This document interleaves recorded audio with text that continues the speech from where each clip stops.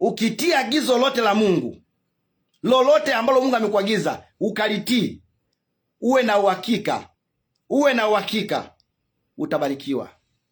Narudia tena, Mungu akikuagiza chochote kile ukakitii, ukakifanya kwa moyo wa unyenyekevu na kwa kutetemeka na kwa kuogopa na kusema aliyesema na mimi ni Mungu, sio mwanadamu.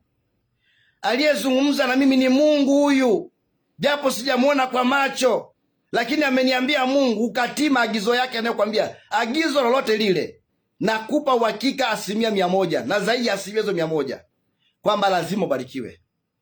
Ukisoma kitabu cha Isaya anasema hivi, mkitii na kukubali mtakula mema ya nchi. Mkitii na kukubali mtakula mema ya nchi. Kwa hiyo unaona hiyo jambo, kumbe unapomtii Mungu na ukamkubali utakula mema ya nchi. Mema ya nchi utakula. Sasa nataka nikwambie, kwa hapo nilikuwa nakwambia kwamba ukitii chochote mbele za Mungu, agizo lote Mungu anakuelekeza kulifanya ukalitii, lazima ufurahishe moyo wake na lazima ubarikiwe. Wale ambao walikuwa nasubiria nirudi Facebook live, ingia pale, ingia tena pale. Nimesharudia tena pale live, kulikuwa na shida kidogo ya network, imekaa sawa sasa. Ingia pale live, unaweza kufuatilia wakati nahitimisha ujumbe. Niko nahitimisha ujumbe huu leo. Sasa nafundisha baraka zinazoambatana na mtu anayetii maagizo ya Mungu. Baraka zinazoambatana na mtu anayetii kubatizwa. Baraka zinazoambatana na tendo la ubatizo. Ndio hizi zifuatazo sasa hivi ambazo nitakutajia moja baada ya nyingine. Baraka ya kwanza ni hii. Baraka ya kwanza ni hii. Namba 1 ni kuwa mpya. Uhai mpya kwa mara ya kwanza, uhai mpya kwa mara ya pili, narudia, na mara ya 3 unakuwa na uhai mpya. Unakuwa mtu mpya. Hiyo ni baraka kubwa kubwa. Watu wengi watamani kuwa wapya, sijajua kwa nini. Lakini ukishabatizwa, amesema aminie na kubatizwa ataokoka. Ukishabatizwa unakuwa umeokoka, unakuwa mpya. Hata imekuwa mtu akiwa ndani ya Kristo amekuwa kiumbe kipya, ya kale yamepita, tazama yamekuwa mapya. Warumi sura ya 6 mstari wa 4. Warumi sura ya 6 mstari wa 4 anazungumza hapo. Somo mstari nilikusomea hata wiki iliyopita. Warumi sura ya 6 ule mstari wa 4. Baada ya mtu kuwa amebatizwa anakuwa ni mpya kabisa.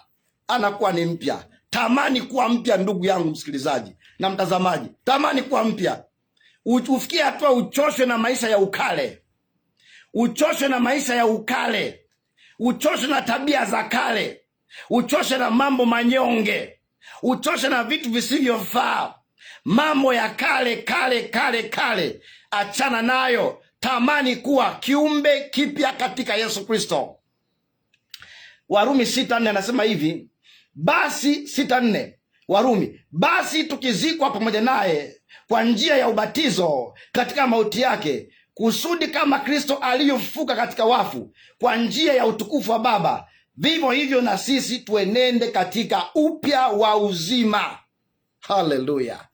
Tuenende katika upya wa uzima baada ya kuwa tumebatizwa na Yesu.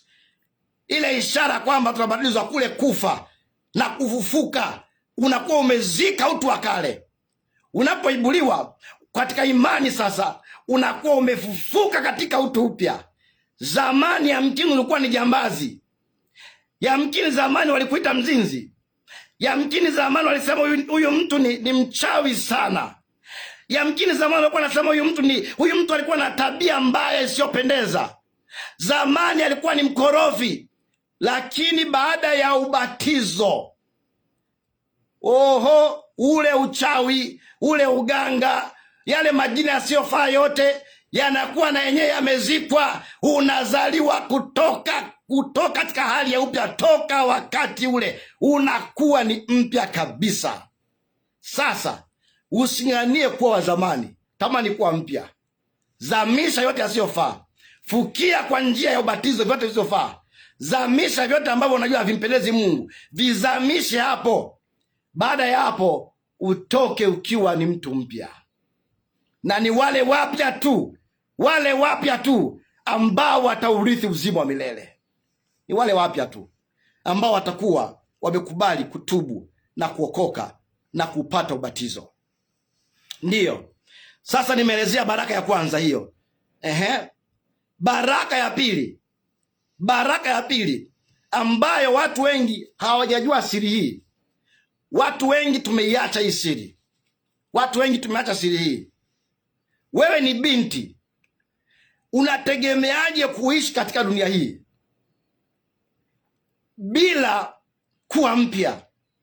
Wewe ni kijana, unatarajiaje kwamba utaishi katika dunia hii bila kuwa mpya, bila kuzika mila na desturi za mababu na mabibi, bila kuzika utu wa kale, vitu ambavyo vimeshikamana na watu kama vifungo? Kuna vitu ambavyo ukiingia navyo kwenye ndoa, ukiingia navyo kwenye jambo fulani, hauwezi kwenda mbali kwa sababu ni vifungo. Havijazikwa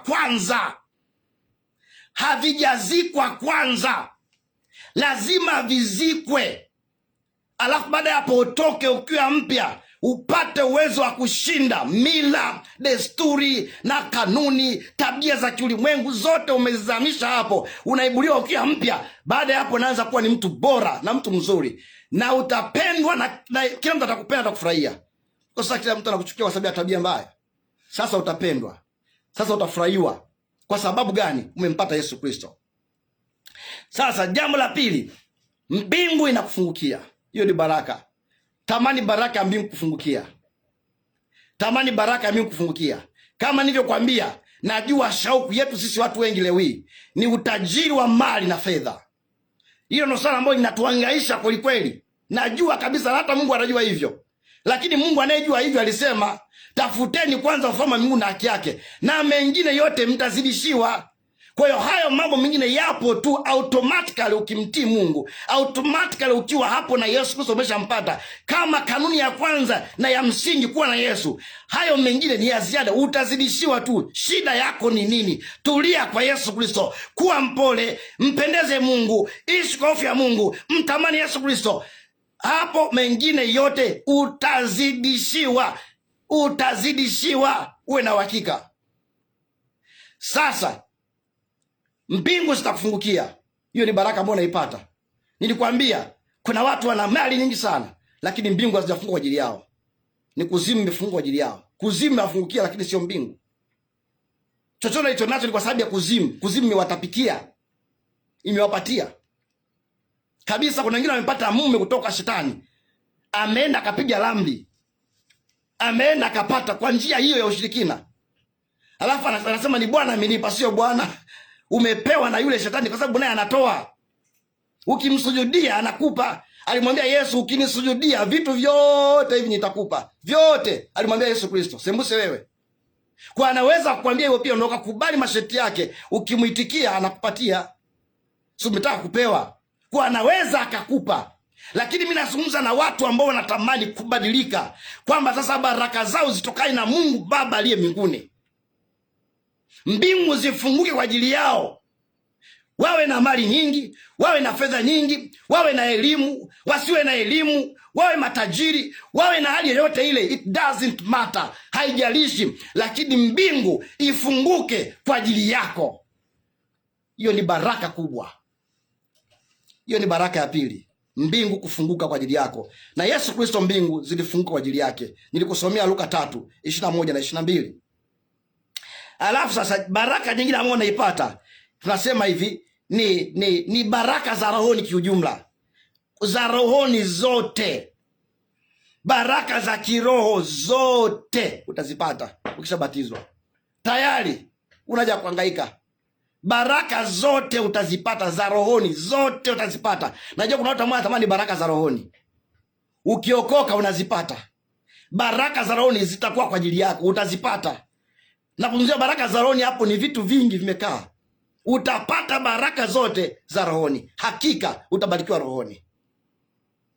Baada ya ubatizo unapata hiyo faida ambayo ni ya msingi sana. Baraka nyingine ni baraka ya uponyaji wa mwili. Baraka za mwilini utapata pia uponyaji wa mwili. Utapona, utafunguliwa, utawekwa huru. Kuna watu wanabatizwa, kabla ya ubatizo alikuwa ni mtu ambaye anaishi na vifungo majira yote. Haipiti siku hajaumwa kichwa, haipiti siku hajapata shida fulani. Wengine haipiti mwezi hajaanguka chini kwa kifafa. Mwingine ana tarehe fulani, kwamba ikifika tarehe fulani, mwezi fulani, mwaka fulani, kuna kitu fulani lazima kitokee kibaya, na amekalii na hiyo hali, amekubali. Amekubali hiyo hali kabisa, na anatembea hivyo, anaamini hivyo.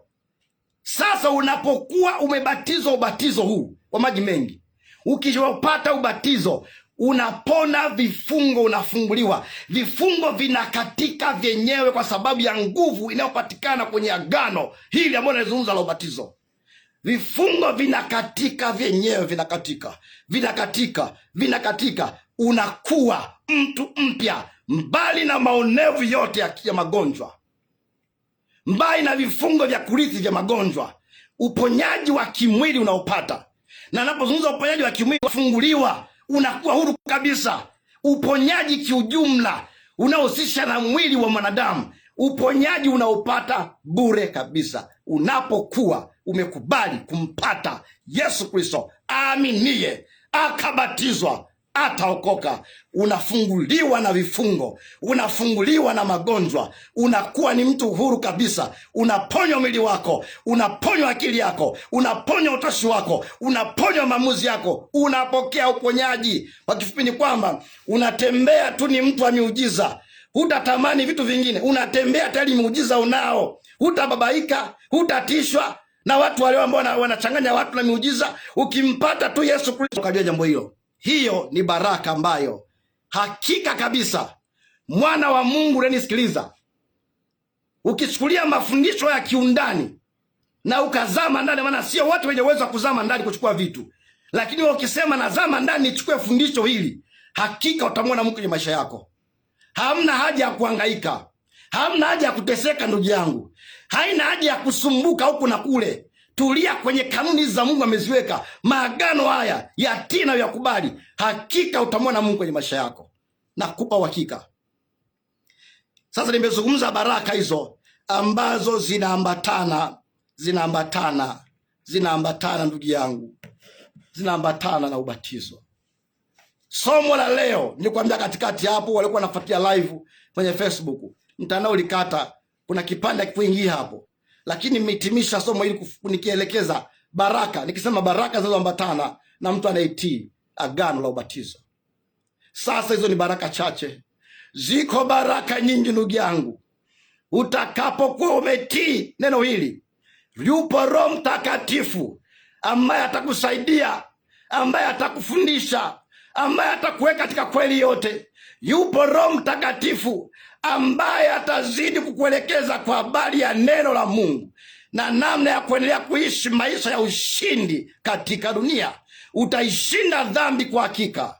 Najua watu wengi wameshindwa na dhambi, lakini utakaposikiliza maneno haya asubuhi ya leo, ukakubali kuamini, ukakubali ubatizo na ukadhamiria kutoka moyoni, dhambi haitakushinda. Ndio maana nimekwambia, elewa kwanza unachokifanya ni kitu gani. Wengi walibatizwa bila kuelewa, lakini leo umeelewa tafsiri na umaana na ukubwa na uzito wa ubatizo. Tayari hauna budi kujitenga na ubaya wa namna zote.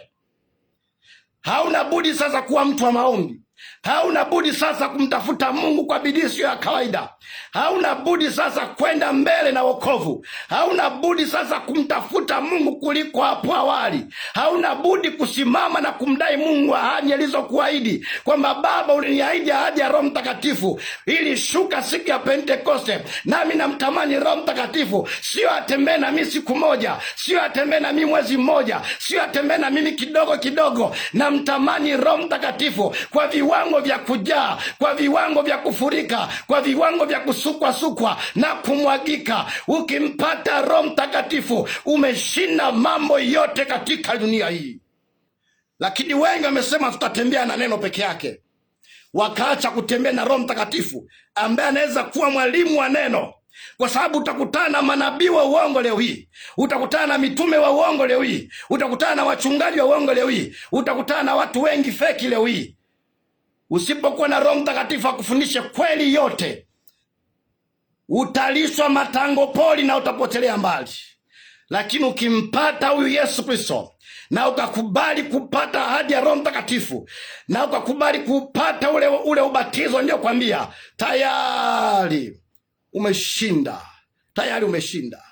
Paka hapo, wasikilizaji wangu na watazamaji ambao mnafuata kipindi hiki, tumefika mwisho. Nimehitimisha somo hili, linapatikana Facebook. Sehemu ya kwanza nimefundisha wiki iliyopita, na kipande kingine ambacho nimalizia leo kinapatikana hapo Facebook live, ambaye anaweza kutamani kufuatilia baadaye. Na ambaye atatamani niendelee kumfundisha, nitafute, nitumie ujumbe baadaye kwamba mchungaji, nifundishe zaidi. Nitakufundisha free of charge, bure kabisa. Nitakufundisha bure. Na nikusii sana wale ambao wamesikiliza kipindi hiki ambao hawajabatizwa, kuna kanisa unaabudu la kiroho uko hapo, mtafute mchungaji, mwambie nimejifunza kupitia redioni, nimesikia habari za ubatizo. Mimi ni miongoni mwa watu ambao nimeushawishika kubatizwa sasa. Sina haja ya kukaa miaka yote sijabatizwa. Sina sababu ya kunizuia. Yule towashi Matendo ya Mitume 8 kuanzia 26 alisema sina kizuizi cha kunizuia, nawe usiwe na kizuizi. Mwambie tu natamani baba yangu nipate nafasi na mimi ya kubatizwa. Mchungaji wangu natamani kubatizwa. Atakusaidia. Atakusaidia hakika. Lakini kwa wale ambao wanatamani pia, wanasema mimi niko tayari, niko roho yangu hapa mjini, natamani nibatizwe. Wiki lijalo ni wiki la ubatizo. Wiki lijalo ni wiki la ubatizo. Wiki lijalo, narudia tena, ni wiki la ubatizo. Tutabatiza watu. Tutabatiza watu. Na haya ndio yafundisha yanatokea 100%. Pase. 100% yanatokea. Yanatokea. Kwa ukitamani hivyo, bila aibu, bila mashaka, bila kusita-sita, tutafanya zoezi hilo tukiwa pamoja katika siku hiyo ya ubatizo. Asanteni sana wana wa Mungu. Naomba sasa niombe kwa ajili ya mahitaji kadhaa. Na ombi letu la kwanza, kama ilivyo ada, ni kwa wale ambao wanatamani kugeuza maisha yao. Ni muhimu sana kugeuza maisha yao. Kugeuza maisha yao. Kama nilivyokuambia, sisi wote tunahitaji kugeuza maisha.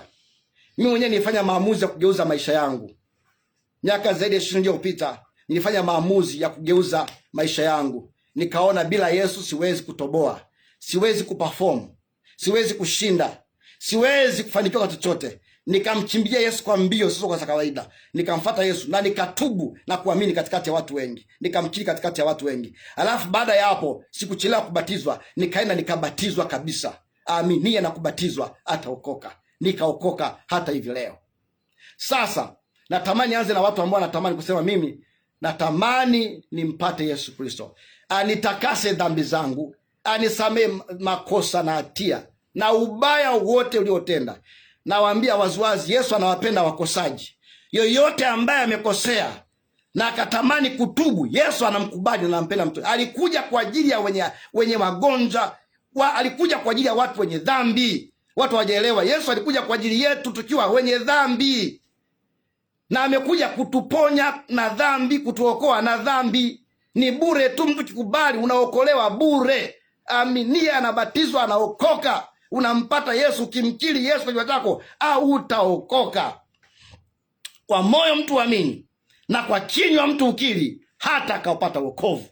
Ndicho ninachokimaanisha asubuhi ya leo. Sasa naomba nikuombea ambao natamani umechoshwa na uzinzi. Binti ambaye umechoshwa na uzinzi na uasherati. Kijana ambaye amechoshwa na hali ya kujichua. Mtu amechoshwa na matendo ya ushoga. Mtu amechoshwa na mambo ya kiburi na jeuri. Mtu amechoshwa na vitu vyote visivyofaa. Umechoshwa na ulevi. Haijalishi wa kiwango gani, yamkini kiwango kidogo tu cha mwanzoni. Yamkini umeshakuwa addicted na ulevi. Ulevi wako ni wa ajabu kabisa, unashangaza hata familia yako. Mmekorofishana na familia kwa sababu ya ulevi wako. Watoto umewaacha na mke umeacha kwa sababu ya ulevi. Watu ambao mnaona mmechoshwa na matendo mabaya dunia hii na mnatamani sasa kuokoka. Natamani waombe na mnaupata wokovu bure, na baada hapo mtakuwa mmefunguliwa mbali na dhambi. Sasa yule ambaye yuko tayari kuomba sala ya toba na wokovu huo upate moyoni mwake, rudia maneno haya kwa sauti kubwa. Popote ulipo, hata barabarani, simama mpendwa, kata pasia. Simama hata kama ni barabarani. Hapo hapo uanze kuomba sala ya toba. Huko chumbani kwako hapo usitoke, unataka kuende wapi? Kaa hapo, uko sebleni, kaa hapo. Urudie maneno haya uweze kutubu na kufunguliwa dhambi. Umpate Yesu Kristo ndugu yangu. Maisha duniani haya yapo tu na yatapita, kila kitu kitapita, lakini Yesu Kristo hatapita na neno lake halitapita milele. Umpate Yesu awe faida kwenye maisha yako. Umepata hasara nyingi na vitu vingi umepoteza kwa sababu hujampata Yesu Kristo. Mshahara wa dhambi ni mauti, bali karama ya Mungu mpendwa ni uzima wa milele. Naomba nikuombee sasa, hata kama uko shamba, uko ofisini. Naomba nikuombee, rudia maneno haya kwa sauti kubwa. Sema, Bwana Yesu, naomba unisamehe dhambi zangu, makosa yote ambayo nimetenda, nikiwa nafahamu kabisa kwamba ili ni kosa. Naomba unisamehe. Nimesikia neno lako, nami nimeguswa Bwana. Sijalazimishwa na mchungaji. Nimeamua kwa hiari yangu niokoke. Nimeamua niokoke, nikupate wewe Yesu Kristo. Sasa naomba unikubali, kwa sababu ulikufa kwa ajili yangu. Naomba unikubali, nikupate we Bwana na Mwokozi wa maisha yangu. Ni katika jina la Yesu Kristo Bwana. Amen. Baada ya kukiri maneno hayo machache sana, nimetumika tu kama mtu kukuongoza, lakini sala hii umekiri mwenyewe mpendwa. Tayari umesamehewa makosa. Baada ya hapo ni kusimama tu. Nitafute hata baadaye, au mwambie hata mtu ambaye unajua ameokoka aendelee kukusaidia, aendelee kufundisha neno la Mungu. Usimame, usirudi tena nyuma kwenye matapishi, usirudi tena nyuma kwenye dhambi na hatia, maana umeondolewa hatia zote tayari. Sasa nitakuombea wewe uliokoka, ili nguvu ya Mungu ikusaidie upate kushinda zaidi na zaidi. Na baada ya hapo nitaenda kuombea wenye mahitaji wote, na ndipo nitakuwa nahitimisha ujumbe katika siku ya leo na ibada hii ambayo nimekuwa hapa redioni. Yes, katika asubuhi ya leo. Sasa ninaomba sasa, weka mkono wako kwenye moyo, kwenye kifua chako. Yes, weka kwenye kifua chako mkono huo. Nikuombee ndugu yangu ambaye umeokoka. Na mkono mwingine ni wa juu kabisa, hapo ulipo kabisa, na kusihi sana, ishara ya kusalenda mbele za Mungu Baba.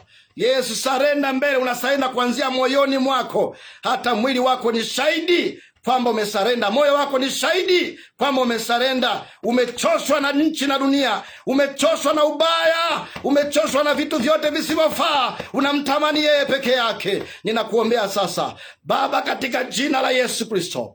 Ninamwombea huyu mwanaume mmoja, ninamwombea huyu mwanamke mmoja aliamini na kuokoka. Ninamwombea sasa hivi Baba, sikia, katika jina la Yesu Kristo. Vile vifungo vilimkamata, vile vifungo vya dhambi, vifungo vya kiroho, vifungo vya rohoni, vifungo vya mwilini, madhabahu zilizofunguka na kumtesa, uonevu kutoka kwa shetani, kwa mamlaka ya jina la Yesu Kristo, kama ilivyoandikwa ya kwamba, ewe shetani, Bwana akukemee. Bwana akukemee. Na ndipo ninapoaibisha nguvu za giza, naziamuru na kuzitisha zikuachie kuanzia leo, na kwenda kinyume na misingi mibaya iliyokukamata ikuachie. Dhambi hizo kutafuna, leo ni mwisho kwa jina la Yesu. Ugeuzwe na uwe mpya kuanzia leo. Pata nguvu ya kusonga mbele kwa kina, kumtafuta Mungu, kumaanisha kuanzia hivi leo fanyika baraka kwa Mungu, fanyika baraka kwa wanadamu, kama Yesu Kristo alivyofanyika baraka katikati ya watu na mbele za Mungu Baba. Katika jina la Yesu ukawe baraka na heri kuanzia hivi leo. Dhambi isikuweze tena, bali upokee nguvu ya utaua, nguvu ya hofu ya Mungu. Pokea na Roho Mtakatifu katika jina la Yesu. Na Bwana kusaidie ufikie maamuzi ya kwenda kwenye ubatizo katika jina la Yesu Kristo wa Nazareti aliye hai. Wakati huu sasa, katika jina la Yesu Kristo, amen. Wakati huu sasa, naomba kwa ajili ya mahitaji mengine, ndiyo mahitaji yote mengine, yoyote yale, haijalishi ni yapi, bado Mungu amebakia tu kuwa Mungu mwenye upendo. Hiyo haitapingika. Bado amebakia kuwa Mungu mwenye upendo.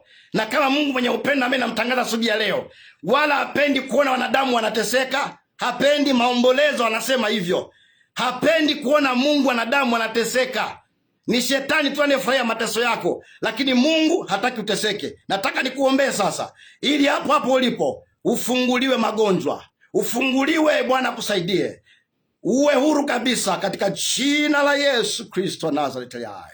Baba Mungu, ninakuomba sasa kupitia jina la Yesu Kristo ambalo umesema, kwa jina hilo tunaomba, kwa jina hilo mapepo yanakimbia, kwa jina hilo mashetani yanahama, kwa jina hilo kila nguvu za giza, vifungo, falme na mamlaka zinakimbia, kwa jina hilo watu wanaokolewa, maana hapana jina jingine litupasalo sisi kuokolewa kwalo zaidi ya jina lako Yesu Kristo. Ninaliitia jina lako wakati huo juu ya wenye mahitaji mbalimbali, wenye shida mbalimbali, wenye mahitaji, poteza fedha zako, umepoteza mali zako kwa sababu ya ugonjwa wa kipepo. Huo ugonjwa ni wa kipepo tu. Ninauamuru ugonjwa kuachie. Hiyo homa imekukamata, ni homa ya kipepo tu. Ninaamuru ikuachie kwa jina la Yesu. Nashughulika na vyanzo vya matatizo ulimwengu wa roho. Nashughulika na vyanzo vya matatizo katika ulimwengu wa roho, ambayo hivyo madaktari hawaoni, hivyo wanadamu hawaoni, hakuna kompyuta inaona. Nashughulika na vitu hivyo wakati huu kwa mamlaka ya jina la Yesu. Ninang'oa vifungo, nang'oa mikataba, nang'oa maagano, navunja madhabahu za shetani ambao ziliwashika watu hawa, wafunguliwe na kuwekwa huru kwa mamlaka ya jina la Yesu Kristo. Funguliwa laana, funguliwa mikosi na balaa zote zikuachie kuanzia leo. Ukawe mzima, usionewe na magonjwa, usionewe na magonjwa kwa jina la Yesu. Uwekwe huru kuanzia leo. Imekuwa hapo, weka hapo hapo mkono, weka hapo hapo. Damu ya Yesu kufunika na kutakasa. Wakamshinda ile joka shetani wa zamani, wakashinda na malaika zake wote. Wakamshinda kama ilivyoandikwa, kwa damu ya mwana kondoo na kwa neno la ushuhuda wao. Kwa damu ya Yesu Kristo natangaza ufunguliwe. Uwekwe huru mwanamke na mwanaume, kijana na ni watoto, kwa jina la Yesu wekwa huru. Magonjwa yanasambaratika, yanahama kabisa sasa hivi, yanahama kabisa kwa jina la Yesu. Ninayaapisha kwa mamlaka jina la Yesu Kristo. Imekuwa, amen. Baada ya hilo, tayari kabisa, ndugu zangu, imefunguliwa. Msisite kunipa taarifa, tafadhali usisite kunipa taarifa ili niendelee kuombea na kusi sana, ili kanisa la Bethel Tabernacle tuendelee kumuomba Mungu kwa ajili yako. Usisite kuniambia, utanitumia ujumbe na message nazipata, ombea na watu wengi wanafunguliwa. Kwa hiyo usisite pia kutoa taarifa, nimefunguliwa, nilikuwa na ugonjwa huu umeondoka, nilikuwa sijaokoka lakini nimempata Yesu, natamani na mimi nibatizwe. Natamani kusikia shuhuda za hivyo, sio kwa ajili yangu mwenyewe, ni kwa ajili ya utukufu wa Mungu Baba wa mbingu na nchi, ili kwamba jina lake lizidi kuinuliwa, kwamba yupo Yesu Kristo mtenda miujiza, anayeokoa, anayeponya na kufungua. Sasa nitakutajia namba yangu ya simu. Hiyo namba ya simu utaichukua, alafu utatuma ujumbe, uniambie, mchungaji, kabisa natamani niokoke. Mchungaji, nimeokoka, natamani kusikia vitu hivyo. Mchungaji, natamani niombe na kifungo hiki. Na maanisha haya, mimi nasema na maanisha watu wenye shida kweli, ambao wako serious, sio mzaa, wako serious, wanatamani kufunguliwa. Utatoa taarifa, wanatamani kuokoka, very serious people ambao wanatamani kuokoka na wanatamani kujua neno la Mungu. Ndiyo, namba ya simu ni 0788 10 95 35, 0788 10 95 35. Namba nyingine nitakutajia ya Tigo au Yas, 0713 79 93 77, 0713 79 93 77. Unatuma hapo ujumbe wako, kila ambacho Mungu amekutendea, kwa ajili ya ushuhuda, na tutazidi kukuombea. na mahitaji mbalimbali utazidi kufunguliwa. Kanisa letu linapatikana hapa Ruangwa mjini. Unaweza kufika kanisani kwetu ambao wako Ruangwa mjini. Yes, na natamani kutoka mbali waje kanisani. Tunawakaribisha watu wote. Kila mtu yoyote yule, mtu wa Mungu yoyote yule, mwanadamu yoyote yule, karibu kanisani. Bila kubagua chochote. Karibu kanisani uje kwa Yesu.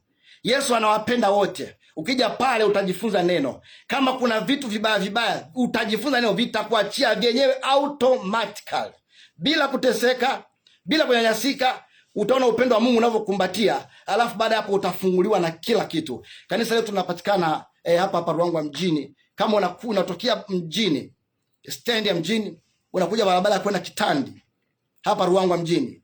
Njoo na hiyo barabara. Kwenye kituo kipya kile cha polisi hautafika. Hapo nyuma utakutana na hiyo sheli ya Mbuyuni au barabara ya Mashauri. Tupia macho yako mkono wako kulia. Tupia macho mkono kulia. Utaona kuna majengo pale yamekaa ya Elianje, ofisi zile za madini. Fata barabara hiyo mpendwa, hatua chache, hiyo barabara ya Lipemba Road. Ifate mpendwa. Ifate mpendwa hiyo barabara, utafika kanisani kwetu. Au tuma ujumbe kwangu hapo. Unaambia mchungaji natamani kuja kanisani, nitakuelekeza zaidi. Au piga simu baadaye. Hata sasa hivi nitakapotoka hapa, njoo kanisani moja kwa moja tufanye ibada wote. Baada ya hayo, Mungu mwema wa mbingu na nchi na awabariki wote. Awabariki wote ambao mlikuwa mnafuatia kipindi hiki kupitia Facebook live. Nimeona ndugu zangu, barikiwe sana watumishi wa Mungu. Tumishi wa Mungu Ulimwengu Milenga, Bwana akubariki sana. Be blessed much. Barikiwe, kazi yako ni njema, Mungu azidi kutia nguvu. Na watumishi wengine wote ambao mlikuwa kifuatia kipindi hiki, Mungu Baba wabariki kupitia live na kupitia kwa njia ya sauti kwenye radio hii. Viongozi wote wa radio ninawashukuru sana. Mungu wabariki katika jina la Yesu Kristo. Amen. Asante. Amen. Msikilizaji wa Ruangwa FM Radio kwa